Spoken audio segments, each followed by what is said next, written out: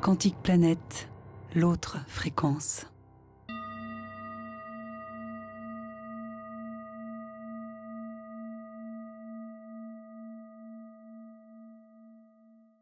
L'obésité coûte 10 milliards d'euros par an en France. 10 milliards d'euros, le diabète de type 2 acquis par la malnutrition et par la grande bouffe. Le cancer coûte 14 milliards d'euros. Nous sommes à 34 milliards d'euros. Quant aux maladies auto-immunes, de plus en plus nombreuses, liées à de mauvais fonctionnements par une mauvaise alimentation, parce que les gens suivent la télé 3h45 par jour. Alors je vous expliquerai, si vous voulez avoir un cancer, comment il faut l'avoir. Je vous expliquerai comment vous pouvez avoir une maladie d'Alzheimer, un cerveau de veau le plus tôt possible. Aucun problème. Toute notre société est orientée vers cela, et tout cet argent que l'on gaspille, on sait aujourd'hui que la moitié des cancers est liée à de mauvaises habitudes alimentaires, mais on n'ose pas le dire au grand public parce qu'il y a les lobbies qui dépensent un argent fou pour nous faire consommer les 24 milliards de litres de lait que l'on traite des vaches et qu'on nous fera consommer par les trous de nez, les oreilles en suppositoire, en yaya et en tout ce que vous voudrez. Alors aujourd'hui, vous êtes là passionnés par la nutrition, pas simplement pour vous-même, mais aussi pour tous ceux qui sont autour de vous. Et c'est vrai que je suis content dans mes conférences quand je vois toujours plus de femmes, bien qu'il y ait de plus en plus d'hommes qui s'y intéressent. Parce que quand vous informez une femme en France, vous en informez 200 d'un coup.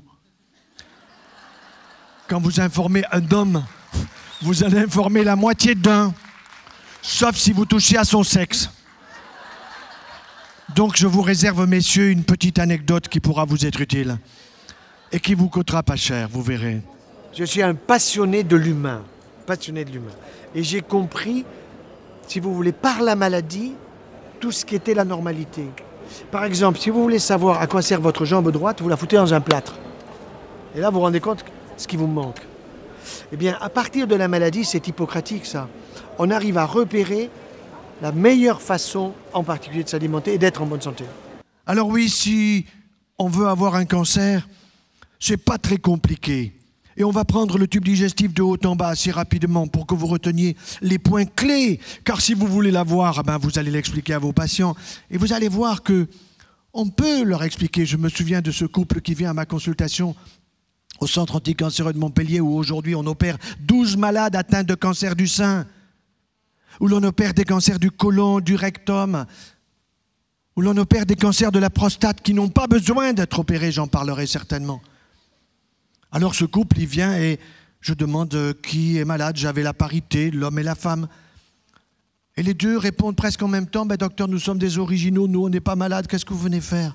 Il y a un tas de monde qui attend, stressé, avec des maladies graves, et vous venez, vous n'avez rien. Allez donc voir les flamants roses au bord de la Méditerranée. Oui, mais docteur, on vient vous voir parce qu'on dit que vous êtes spécialisé dans la nutrition, alors vous ne pouvez pas nous donner des conseils pour qu'on ait un cancer? Tiens, je dis pourquoi vous voulez avoir un cancer? Parce que si vous nous l'expliquez bien, on saura bien comment pas l'avoir. Voilà une bonne démarche.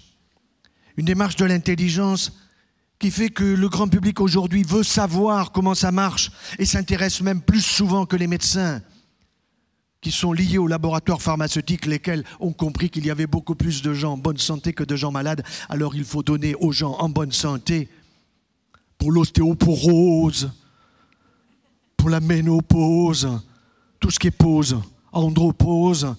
Il faut absolument que nous prenions quelque chose et comme ça, on est certain de devenir malade. Et là, les labos peuvent s'occuper en plus de nous. Tout ça remboursé par la Sécu, bien sûr.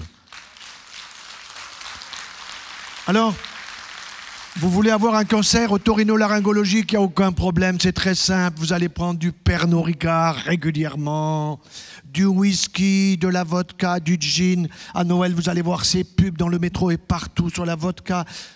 Extraordinaire, il vous faut en consommer tout le temps. Et en plus, si vous prenez un peu de tabac, que vous fumez, un peu de hashish, bien sûr, c'est formidable. D'autant qu'on ne vous dira pas que la marijuana d'aujourd'hui, elle est OGM. Les jeunes ne le savent pas. Elle était à 5% de concentration quand des ministres nous disaient que c'était une drogue douce. Résultat, Aujourd'hui, elle est à 35% de concentration. Mais les jeunes vous disent, mais c'est bio puisque c'est une plante verte.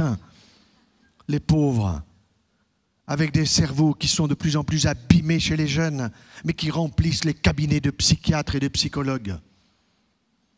Oui, si vous ajoutez le papier maïs à tout cela avec l'alcool fort, pas de problème, un jour, vous aurez un ganglion en vous rasant le matin, monsieur.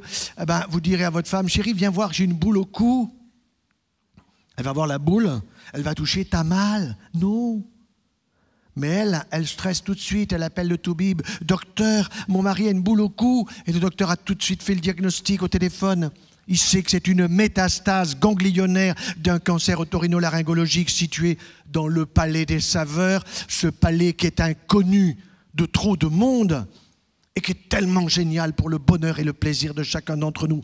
3 fois par jour. 3 fois par jour. Eh oui, alors il faudra chimio, rayons, peut-être des aiguilles radioactives sur la langue. Le calvaire pour s'en sortir. On en sortira combien? Oui, 1 sur 2. Et tout le reste passera le mur de l'au-delà, rapidement. Cancer de l'œsophage, même chose, mais vous ajouterez des boissons brûlantes. Vous êtes tellement pressé que le café, vous n'avez pas le temps. Le thé, c'est bouillant, le chocolat au lait, le café au lait du matin, tout ça est bouillant, mais vous ne sentez plus que c'est bouillant, vous sentez que c'est chaud. Parce que vous avez brûlé les papilles et vous allez brûler l'intérieur de la muqueuse ésophagienne qui, irritée régulièrement un beau jour, comme cette pharmacienne du Languedoc-Roussillon, à 52 ans, se retrouve avec un cancer œsophagien. Le stress ajouté à tout cela. Est-ce possible d'avoir un cancer œsophagien qui va nécessiter 6 heures d'opération, chimiothérapie, radiothérapie? Quand on lui dit qu'elle aurait pu éviter tout ça, elle dit « mais jamais personne ne me l'a dit ». Et pourtant, elle est toubib, elle est pharmacienne, elle est docteur, elle est scientifique. Elle ne sait pas les choses essentielles. Par contre, elle sait vendre ses médicaments quand les labos viennent lui bourrer la tête. De bêtises pour les malades et pour les bien portants. Cancer de l'estomac, oh, c'est pas bien compliqué. Vous allez au McDo, non pas que le McDo va vous mettre un cancer d'estomac, mais là-bas, on vous dit surtout, vous fatiguez pas. Vous avez du pain de mie, fatiguez pas vos ratounes, et puis vous avez la viande hachée, mâchée par quelqu'un d'autre avant vous. Ça, vous allez vous en souvenir. Surtout, vous fatiguez pas. Alors, vous vous retrouvez un jour avec une petite bactérie dans l'estomac. Vous dites, j'ai un hélicoptère. Non, une hélicobactérie. Une hélicobactérie qui est un petit rongeur, qui va vous donner une inflammation gastriteuse. Et cette gastriteuse, elle va continuer à vous enflammer. Alors vous allez dire, ah comme ça me brûle, je vais prendre un peu plus de yaya, un peu plus de laitage, de lactimerde, vous voyez ce que je veux dire? Surtout que la télé vous a dit ce matin qu'avec ça, vous allez être encore mieux. Et évidemment, vous avez déjà 10 kilos de plus, vous allez en prendre un de plus. Ça, on ne vous le dit pas. Parce que tous ces produits laitiers, nous allons en parler dans quelques instants. Évidemment, c'est du lactose. Mais le lactose, les gens n'ont pas compris. Le ose, c'est du sucre. Alors on est en plein lactolisme après l'alcoolisme.